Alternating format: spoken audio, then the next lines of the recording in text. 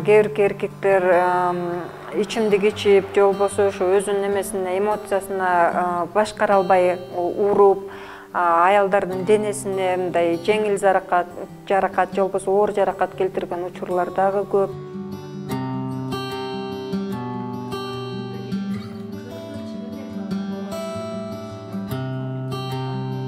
Кайра эле биз өзүбүз акча иштеп табабыз.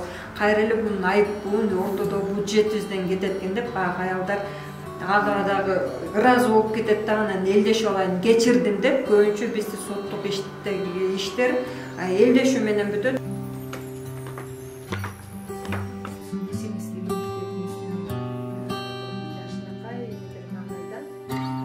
Экономикалык, психологиялык зомбулуктар кездешет. Ушундай нерселердин алдын алуу боюнча биз абдан көп түшүндүрүү иштерин жүргүзүп келе жатабыз. Жолдошторун кошо окутуш керек дейт жаштардынчы. Туура, эң туура сунуш болду.